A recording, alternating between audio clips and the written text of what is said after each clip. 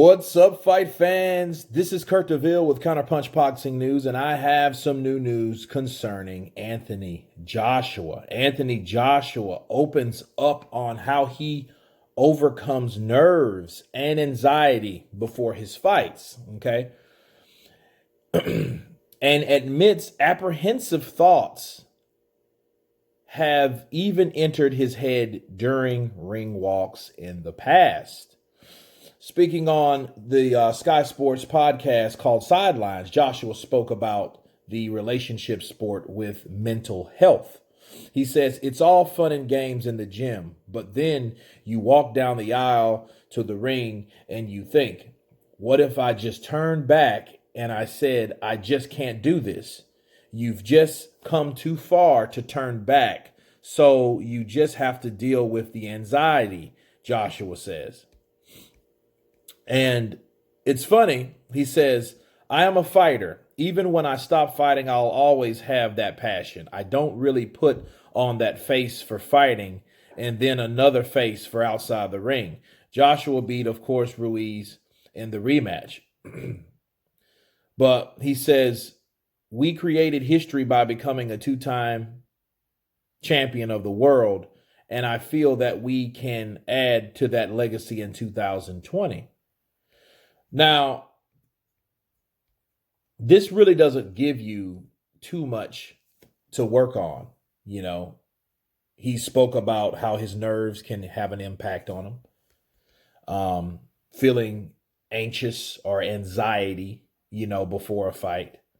But the one thing that sticks out with what he said was, what if I just turned back and I said, I just can't do this? Anthony Joshua reveals in his battle with anxiety during ring walks. Now, one thing we noticed about Anthony Joshua last year that just rose a red flag, it brought up all kind of question marks about Anthony Joshua, was his ring walk of last year, which his first time in Madison Square Garden, first time in the Americas. And he just did not look himself. He didn't. It took him too long to get out of the dressing room. That was the red flag number one. Second, the way he walked. He walked like it was almost like a walk to the guillotine or something like that, or a walk of reluctancy. Okay. When he got into the ring, he looked like he had either smoked half a blunt. He did not look like he wanted to be there. He looked more as though like, hey, this again, or what is this, or why am I here? He gave that type of vibe. You could either see him in the ring and they were massaging his neck and his neck was tense, and a lot of those things are signs of anxiety. Now, did he have an anxiety attack? Does that mean he had an anxiety attack at that particular fight? No, it doesn't. But you can definitely speculate. And I wouldn't argue with people that did. And people will. People will speculate like, yep, that's what happened. That's when it was. He was anxious. He had an anxiety attack before that fight. Yeah, I know what happened. That's what happened. So people will they're gonna run with this. Why? Because this information is coming out now. The question is, why is it coming out now as opposed to before the Andy Ruiz fight? Because they know if it happened before the Andy Ruiz fight, they're going to definitely connect the last time he was in the ring, which was the first defeat of his career. Okay. And they will talk about that. Now, this doesn't surprise me about Anthony Joshua's mental status. And I'm going to tell you why. I remember when Anthony Joshua was on the Breakfast Club. And the Breakfast Club, you have Charlemagne the God, you have a couple more guys on there, but Charlemagne the God was talking to him, and he looked down at his fists, and Anthony Joshua has some busted up fists like he punches walls, and one of them was bleeding, and Charlemagne the God was like, hey, what you bleeding? What's that? What's going on with you? And Joshua in certain words was like, sometimes you release pressure by, punching stuff. You know how like people get pissed off and they punch on stuff, and you know, and it was one of those things that really wasn't unclear, but it was kind of like, hey, this is something I deal with when I'm dealing with anger or something that pisses me off. And he was bleeding. I think one of the sores on his hands or knuckles started bleeding, started leaking. So Charlemagne the God was like, what the fuck is that? And coming from a person like Charlemagne the God, he suffers from mental health issues. You know what I mean? He's not a fan of Anthony Joshua or anything like that, but that told me that Joshua,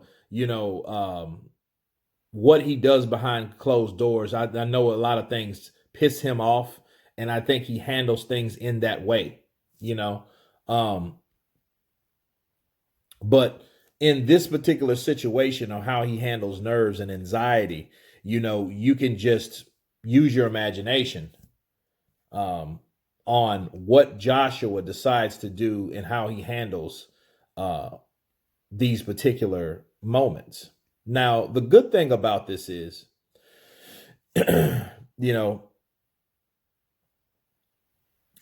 Joshua lost the fight. Now, let's say if that anxiety time, when he felt this anxiety, it was before the Ruiz fight.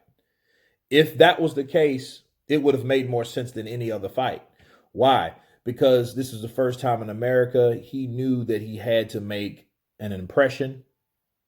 He wanted to be that guy that since Deontay Wilder knocked out Brazil in one round, he knew he wanted to knock out Ruiz in a similar fashion. So, Madison Square Garden, of course, all the legends fought in Madison Square Garden.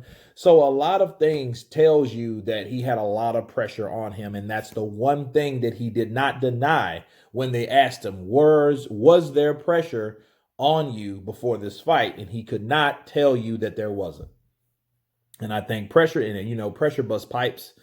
And I think that that may been a fact. It might have been a factor in that fight. We can't say that it's not. If it was, so what? And I'm going to tell you why, so what? Because if that was the case, if Anthony Joshua, if he had an anxiety attack or he was just nerved up to the point where he couldn't perform like he's supposed to, and Andy Ruiz took advantage of his mental state at that particular point of time, well, it showed that he couldn't do that twice. That's what it tells you. Because the same person had to come into the ring and had to deal with that same person, the same punches, the same looping punches, different atmosphere, of course, but he has to deal with that. When you're dealing with certain dramatic things, especially dealing with a first loss of your career, certain receptors are open in your mind, smells and smells and reminders of things that he does. Certain punches trigger certain nerve endings in your mouth, or and upside your head. And it could have been very bad for Anthony Joshua. So the good thing is he was able to overcome what was wrong with him in that particular first fight, if that was the case. So if it was all this anxiety, because me personally, I think it was because he got injured in sparring. He got injured in sparring, and when he did get hit, it just added more insult to injury, and that's why I think he lost. But now if you add anxiety to it, maybe this is the thing that he was referring to that he needed to work on. He said it was something small. I don't even know if that was the case, because remember, that thing is not even been revealed to us of what was going on with him, as he admitted. Now, if it was the anxiety, okay, well, he got that fixed. Now he can move on. And if it was something that was making him tired or whatnot, okay, it surely was improved in the second fight, because one thing that Anthony Joshua didn't look was gassed in the second fight. So if he was dealing with anxiety or nervousness or whatever the case is, it didn't matter in the second fight, because he was able to overcome, which is a good thing, So, and a lot of people, to give you guys a side note, every fighter should be anxious or have some level of anxiety going into the ring. Like Roy Jones Jr. says, your eyelashes feel like barbed wire. You know, those are the type things that happen to you before you're going into battle. Okay. So it's not like this big deal like, oh, well, what's in going on with the mind of Anthony Joshua? He's dealing with mental issues. I mean, mental issues, mental problems could mean anything. You know, I think people use that word too sparingly these days. Oh, you got mental issues. No, I mean, maybe something's fucking with you that you're dealing with. You know what I mean? That's just a fact of life. Okay. But anyway, this is very interesting. I will leave the link below and let you guys check it out. And but to draw your own conclusion with this, you know, what if I just turn back and just can't do this? Well, this is one thing that tells you, have you ever seen Anthony Joshua turn around and walk away and decided not to fight? No. So what he was saying was just being honest with some things of how he felt. That's why, again, people like Anthony Joshua and people roll with him, because he's able to relate to other people like, hey, he is a human being. He is not a Terminator or a machine or a cyborg. You know, people have doubts and things of that nature, you know. So what makes you more relatable and what makes you more likable? Okay. But anyway, you guys tell me what you think about this particular article. Of course, please subscribe. And you guys been Counterpunched. Peace.